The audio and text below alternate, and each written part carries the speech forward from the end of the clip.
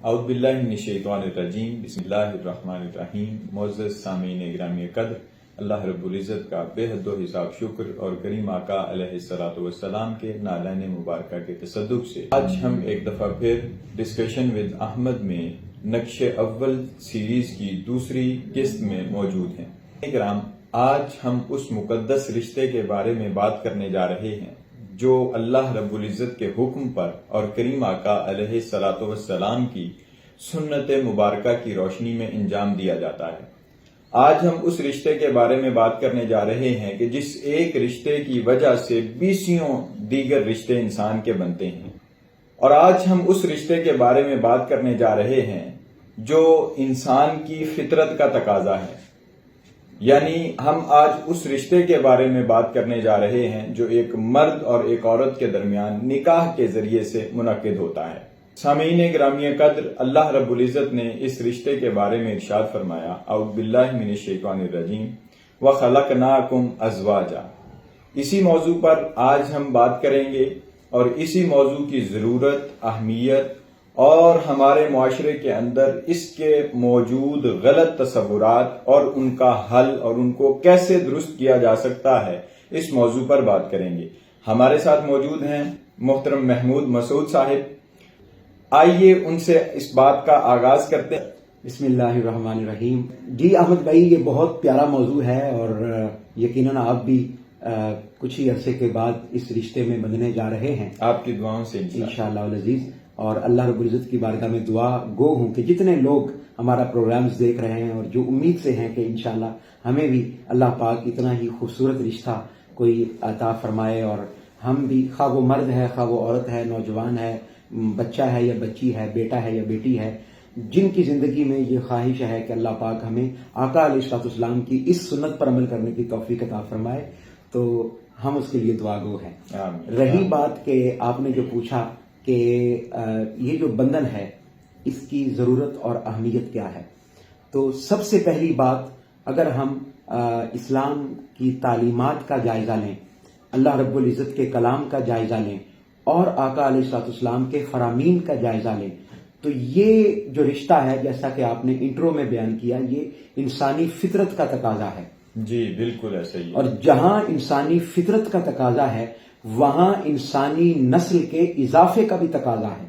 یہ جو قیامت تک انسان نے اس دنیا میں تشریف لانا ہے تو وہ اسی رشتے کے باعث ہی تشریف لانا ہے۔ انسان کی جو ذریت ہے وہ ہمارے جو والد تھے ابو البشر سیدنا آدم علیہ السلام اور حضرت حوا علیہ السلام، جن کے بارے میں اللہ رب العزت نے قرآن مجید میں ارشاد فرمایا، یا ایھا الناس اعبدوا ربکم الذی خلقکم من نفس واحدہ، کہ اللہ پاک نے تمہیں ایک نفس سے یعنی ایک جان سے پیدا فرمایا، تو اس کا اشارہ پھر سیدنا آدم علیہ السلام سے ہے، اور پھر عورت کو بھی اللہ پاک نے مرد کی پسلی سے پیدا فرمایا، تو پھر جوڑا پھر اس کے بعد پیدا ہونا شروع ہو گئے۔ آج ہم جو یعنی اہم ٹاپک ہے اور جس ٹاپک پر بات بہت کم کی جاتی ہے، وہ ٹاپک یہ ہے کہ یہ مرد اور عورت کا تعلق اور رشتہ، جیسے کہ احمد بھائی نے اپنے انٹرو میں بتایا کہ یہ بنیاد ہے، یعنی والد بھی انسان تب ہی بنتا ہے جب اس کا نکاح اور شادی ہوتی ہے، ماں بھی کوئی خاتون تب ہی بنتی ہے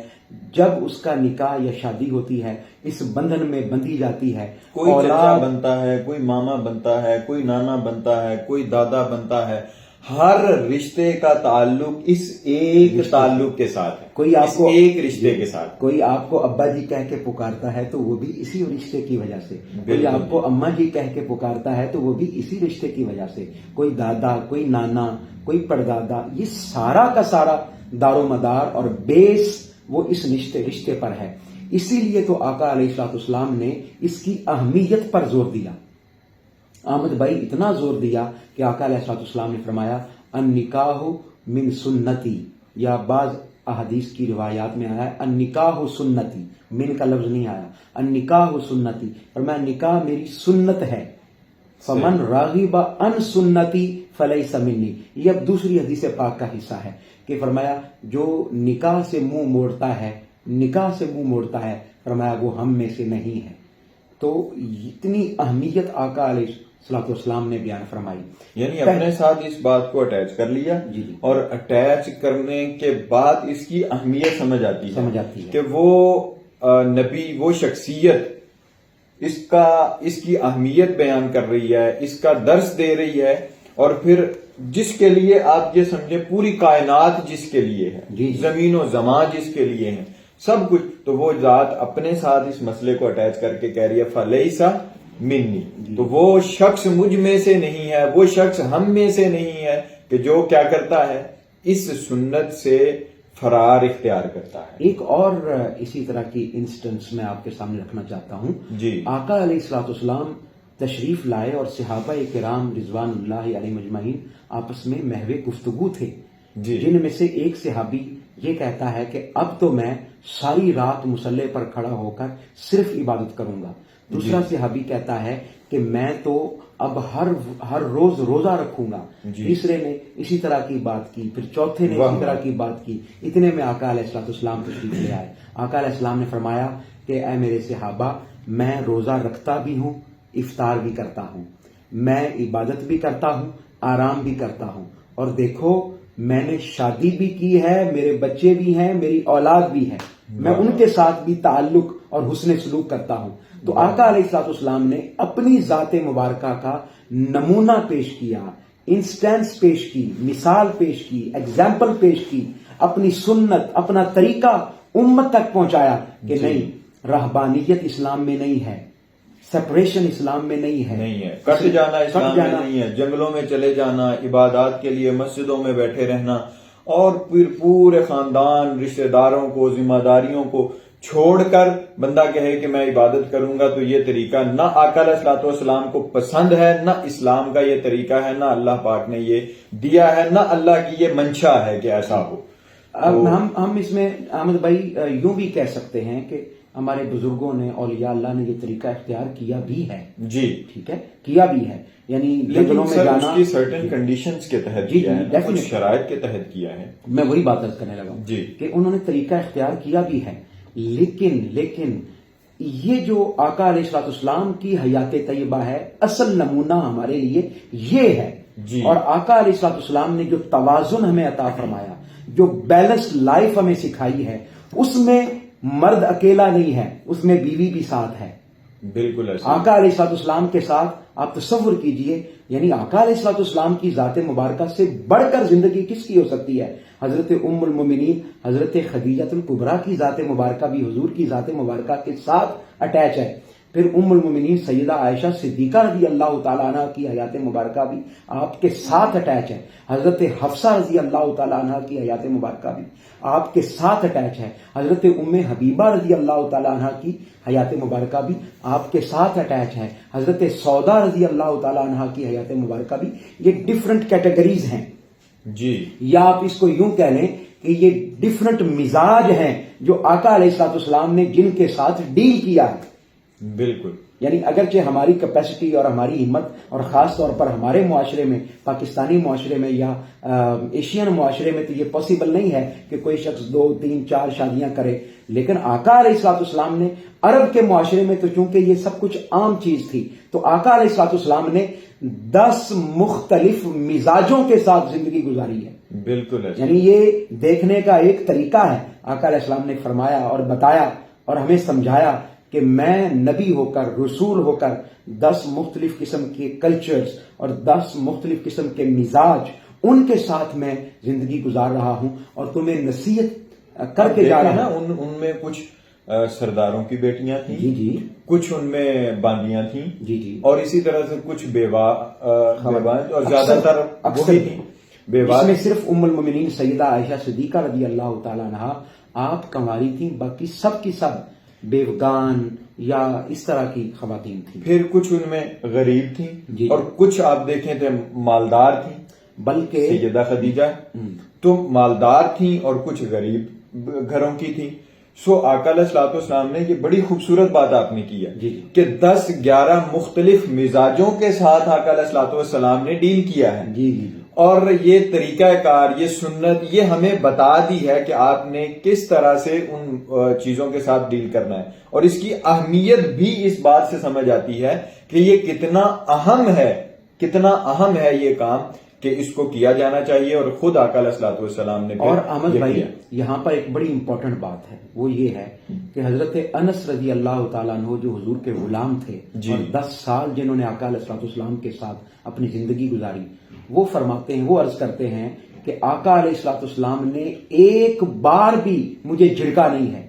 ایک بار بھی آقا علیہ السلام نے یہ نہیں فرمایا لماذا فعلت ھذا، تو نے یہ کیوں کیا اے انس۔ تو میں یہاں پر یہ بات علی وجہ البصیرت آپ کے سامنے اور اپنے سننے والوں سے اور دیکھنے والوں سے یہ کہنا چاہوں گا، اگر ایک غلام کے ساتھ آقا علیہ الصلوۃ والسلام کا رویہ یہ ہے تو اپنی ازواج کے ساتھ کیسا ہوا ہوگا؟ یعنی آقا علیہ السلام اپنی حیات مبارکہ میں ایک بار بھی ہائپر ٹینشن کا شکار نہیں ہوئے ہوں گے۔ آقا علیہ الصلوۃ والسلام ایک بار بھی اپنی زندگی میں سخت اور گرم مزاج کے ساتھ اپنی ازواج کے ساتھ آپ مخاطب نہیں ہوئے ہوں گے، ہمیشہ کول، کام، صبر، تحمل کے ساتھ آپ نے ان کو ڈیل کیا۔ ہم انشاءاللہ پھر نیکسٹ ویڈیوز میں آقا علیہ الصلوۃ والسلام کی زندگی کا، عائلی زندگی کا اور خاندانی زندگی کا، خانگی زندگی کا جو نمونہ ہے اس پر ویڈیوز بناتے رہیں گے، دیکھتے رہیں گے۔ لیکن اس سے یہ چونکہ ہمارا موضوع آج نکاح اور رشتے میں منسلک کیسے ہونا ہے، اس کا طریقہ کار کیا ہونا ہے، تو اس پر ہم بات کر رہے ہیں۔ تو میں چاہوں گا کہ اب ہم اس چیز کو دیکھیں کہ وہ کون سی چیزیں ہمارے مد نظر ہونی چاہیے جب ہم اس رشتے کا انتخاب کرنے جائیں، کیا اس پر اسلامی تعلیمات کہتی ہیں اور کیا ہمارا معاشرہ آج کل کر رہا ہے۔ دونوں کا ایک کمپیریزن ہم چاہیں گے کہ یہاں پر جو ہے وہ اگر ہو جائے۔ جی جی جی، یہ بڑی امپورٹنٹ بات ہے، اور اس میں بھی آقا علیہ الصلوۃ والسلام کی بارگاہ سے ہمیں فیض ملتا ہے، اور اسلام ہمیں اس حوالے سے بھی گائیڈ کرتا ہے۔ تو آقا علیہ الصلوۃ والسلام کی وہ مشہور حدیث مبارکہ ہے جس کو تقریباً ہم میں سے ہر کوئی جانتا ہے اور ہر کوئی کوٹ کرتا ہے۔ آقا علیہ الصلوۃ والسلام نے، احمد بھائی، وہ مشہور حدیث مبارکہ ہے جس میں فرمایا کہ عورت سے 4 وجوہات کی بنا پر جو ہے وہ شادی کی جائے۔ ان میں سے پہلی وجہ آقا علیہ السلام نے فرمایا کہ اف شی از ویلدی، اس کا مال جو ہے وہ وجہ ہو سکتی ہے کسی عورت کے ساتھ شادی کی۔ دوسری وجہ آقا علیہ الصلوۃ والسلام نے فرمایا بحسبھا، اس کا حسب اور نسب، اس کی یعنی اس کا خاندان، چونکہ بعض روایات ایسی ہوتی ہیں جو خاندان در خاندان چلتی ہیں اور وہ عورت اس کی لیگیسی لے کر آگے چل رہی ہوتی ہے، تو اس وجہ سے بھی اس کے ساتھ شادی کی جا سکتی ہے۔ پھر آقا علیہ الصلوۃ والسلام نے فرمایا کہ اس کے حسن کی وجہ سے، اس کے جمال کی وجہ سے، اس کی بیوٹی کی وجہ سے اس کے ساتھ شادی کی جا سکتی ہے۔ پھر اگلی جو وجہ آقا علیہ الصلوۃ والسلام نے بیان فرمائی، وہ فرمایا کہ اس کا دین، اس کا ریلیجیس ہونا، اس کا ریلیجیس ہونا، اس کی دینداری، اس کا اخلاق، اس کا کردار دین کے ساتھ متمسک کتنی ہے۔ تو فرمایا، اب یہاں پر احمد بھائی ایک بڑی اہم بات ہے، یعنی مثال کے طور پر کوئی ایسی خاتون جس میں پہلی تینوں کوالٹیز نہیں ہیں، ایٹریبیوٹس نہیں ہیں، تو پھر اگر کوئی ایک ایٹریبیوٹ آپ دیکھنا چاہیں کہ کسی عورت میں موجود ہے تو وہ ایک ہی ہے، وہ اس کا دیندار ہونا، وہ اس کا با اخلاق ہونا، وہ اس کا با کردار ہونا۔ یعنی اسی حدیث مبارکہ میں جو سیدنا ابو ہریرہ رضی اللہ تعالیٰ عنہ سے مروی ہے اور متفق علیہ حدیث ہے، اسی کے اندر اگلے الفاظ یہ ہیں کہ یہ چاروں چیزیں موجود ہیں، مال بھی موجود ہے، حسن و جمال بھی موجود ہے، خاندانی منصب اور رتبہ اور مرتبہ بھی موجود ہے، کہ ہم کہلائیں گے جی کہ یہ فلاں کا داماد ہے، یہ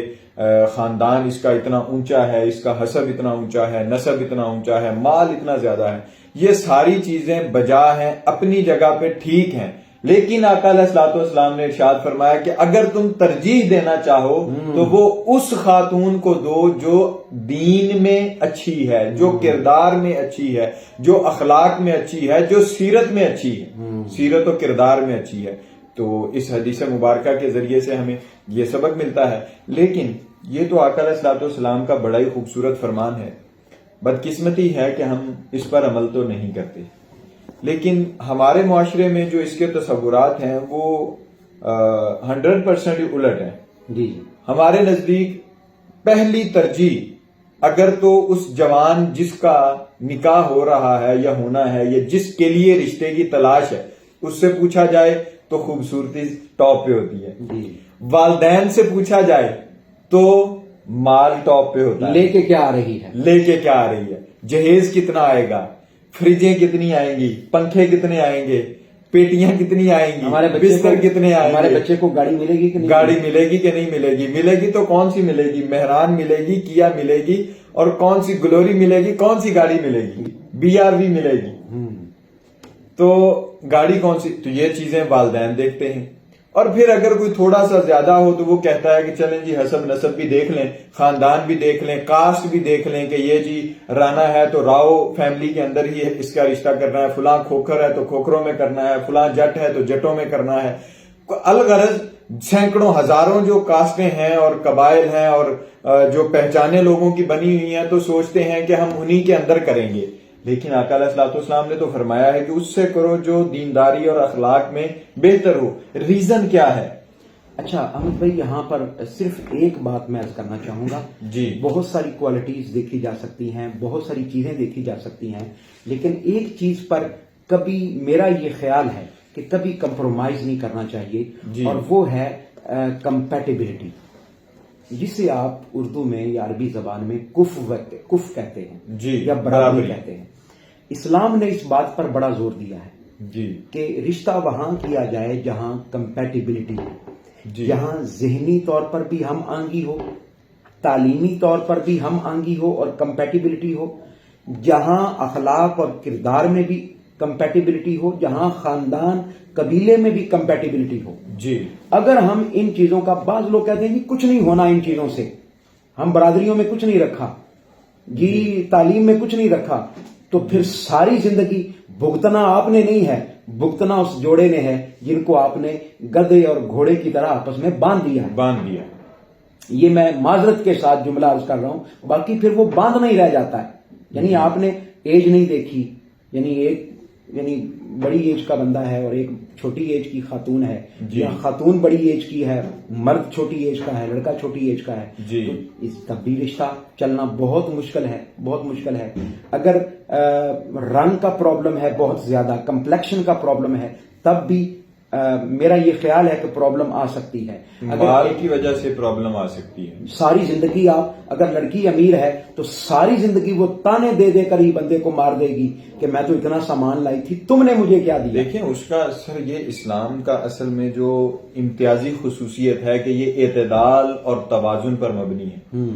یعنی آپ اگر دیکھیں کہ اس کے پاس مال ہوگا، اس کا لیونگ سٹینڈرڈ ہی اور ہوگا۔ آپ اس کو کسی جھگی میں لے جا کے، کسی کچے کمرے میں لے جا کے جہاں مٹیاں پھیری جاتی ہیں اور پورے وہ جو گاؤں کا ماحول ہوتا ہے وہاں لے جا کے،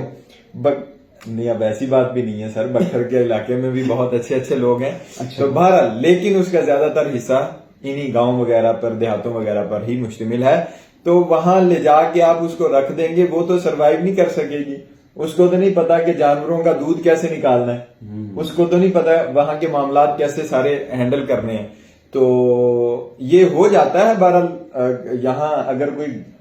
بکھر سے یا دیگر علاقوں سے آ جائے، آپ اوکاڑا کی بات کر لیں، اگر آپ کے دل میں اوکاڑا اوکاڑے سے کوئی آ جائے، اس کو یہاں کی پیار محبت ہو جائے، اس کو کوئی اچھا لگ جائے تو وہ پھر اس کی کوشش ہوتی ہے میں اس کو اکاڑے لے جاؤں، وہ پھر اکاڑے میں رہنے کی وجہ سے بس 2-3 سال تو نکل جائیں گے، اس کے بعد پھر اس کے جو حالات ہوتے ہیں وہ پھر اللہ اس کا رسول ہی بہتر جانتا ہے۔ بہت سارے کیسز ہمارے سامنے ہوتے ہیں، آئے روز پوسٹیں ہم دیکھتے ہیں اور سوشل میڈیا کے اوپر بہت سارے کچھ۔ بہرحال تو مال اگر کسی کے پاس ہے تو اس کی وہ کمپیٹیبلٹی نہیں بنتی، ایک کے پاس ہے ایک کے پاس نہیں ہے، کمپیٹیبلٹی نہیں بنتی۔ ماحول ہے وہ آپس میں میچ نہیں کر رہا تو کمپیٹیبلٹی نہیں بنتی۔ اور پھر جو اب اس موضوع پہ ہم پھر بات کریں گے کسی دن کہ کیسے مجبور کیا جاتا ہے کہ کمپرومائز کرنا ہے، تو کمپرومائز لائف گزار، یہ تو ایک جب مرد تلاش کرے گا، کوئی رشتہ تلاش کرے گا، اپنے لیے زوجہ کو منتخب کرنا ہے، تو اس کے لیے یہ حدیث مبارکہ ہمیں سبق دیتی ہے کہ یہ 4 چیزیں ہیں، ان کو آپ نے دیکھنا ہے۔ تو ان کا اپس اینڈ ڈاؤن وہ بھی ہم نے ذکر کر لیے. اب ایک مرد کے لیے جب عورت کا رشتہ عورت تلاش کرے ایک مرد کا، یا والدین تلاش کریں اپنی بیٹی کے لیے ایک مرد کا رشتہ، تب کیا ہونی چاہیے ریکوائرمنٹس، اور کیا امور جو ہیں وہ ہمارے مد نظر ہونے چاہیے؟ میرا یہ خیال ہے کہ ریکوائرمنٹس آلموسٹ سیم ہے. یعنی جس طرح آپ اگر عورت کو دیکھ رہے ہیں خوبصورت، تو مرد بھی جو ہے وہ خوبصورت ہونا چاہیے، اور عورت کے جذبات کا بھی خیال رکھا جانا چاہیے. ہمارے معاشرے میں بیٹیوں کے جذبات کا خیال نہیں رکھا جاتا، ان کے جذبات کو مجروح، یعنی آپ اپنے بیٹے کے لیے تو حور جو ہے وہ تلاش کرنا چاہتے ہیں، لیکن بیٹی کے لیے چاہے لنگور بھی مل جائے تو آپ یعنی کام چلانا چاہتے ہیں. تو دونوں طرف یعنی کمپیٹیبلٹی جو ہے وہ بہت ضروری ہے. یہ بڑی امپورٹنٹ بات ہے. ہمارے قبلہ مفتی عبدالقیوم خان ہزاروی صاحب، اللہ پاک ان کو عمر خضر عطا فرمائے، وہ بڑی سادہ سی اور خوبصورت بات ہمیشہ کیا کرتے ہیں. وہ کہتے ہیں کہ بیٹی کے جذبات کا خیال رکھنا بہت ضروری ہے، اس کی ول، اس کی کانسینٹ، اس کی مرضی کا جاننا بہت ضروری ہے، اس سے پوچھنا بہت ضروری ہے کہ بیٹا آج کا جو دور ہے احمد بھائی، زمانہ جو ہے وہ چال قیامت کی چل گیا، اور آج ہم اس مسئلے پر پھنسے ہوئے ہیں کہ بیٹی سے پوچھنا چاہیے یا نہیں پوچھنا چاہیے. Why we don't ask. ہم اگر کسی اچھے کالج میں داخلہ کروانا چاہتے ہیں بچی کا تو بیٹی سے پوچھ کے، ہم اگر کسی گھر میں شفٹ کرنا چاہتے ہیں تو بیٹی سے پوچھ کے، اس کے کپڑے خریدنا چاہتے ہیں بیٹی سے پوچھ کے، اور رشتہ کرنا چاہتے ہیں جس نے قبر کی دیواروں تک چلنا ہے وہ بغیر پوچھے کرنا چاہتے ہیں. How it is possible? تو پوچھیں، اپنی بیٹی سے پوچھیں، اپنے گھر والوں سے پوچھیں، مشورہ کریں. جی معزز ناظرین، نقش اول کی اگلی قسط کے ساتھ آپ سے پھر ملاقات ہوگی. اپنا بہت سا خیال رکھیں. السلام علیکم ورحمۃ اللہ وبرکاتہ.